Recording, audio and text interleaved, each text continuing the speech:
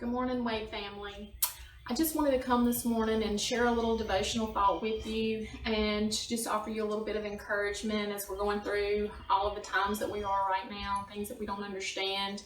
But God, always has a word for us. And for me this morning in my own personal devotion, it's a book I'm going through, and it's dated material, and God never seems to surprise us, and He always offers us the word we need just when we need it. But what's important about that is that you stay in the word. That's especially right now when it would be so easy just to push back. Right now more than ever we need to be doing this. So I want to share with you the devotion that I had this morning.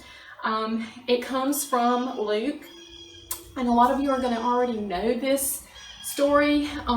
We've heard it many times, but I want to read this to you. It's from Luke chapter 10 verses 25 is where we'll start, and it says, on one occasion an expert in the law stood up to test Jesus. Teacher, he asked, what must I do to inherit eternal life?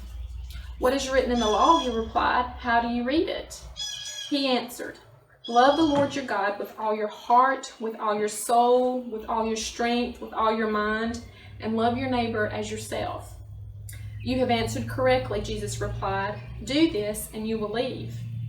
But he wanted to justify himself, so he asked Jesus, who is my neighbor? So from there, you know this story. You know it's about the Good Samaritan and how he stopped along the road to help someone. God had placed this person in his path on that day, and he didn't have to stop, but he chose compassion, he chose love, and that's what God wants us to be doing right now.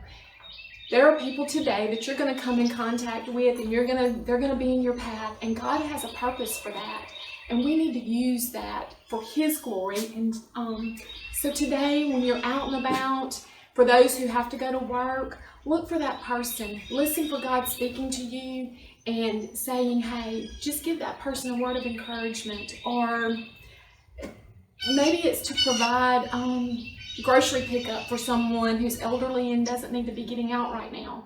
There are so many ways that we can be that neighbor to someone. Some of you may be stuck at home with your kids and you're like, what do we do with them? There are so many things you can still do with them. Sit down, let them make some homemade cards and just drop them off to people. You can stick them on their door. You don't even have to go in. Maybe you have a neighbor next door that needs their yard raked. There are just numerous things. Right now we've got to be thinking outside the box, and we've got to be looking for ways that we can be the church.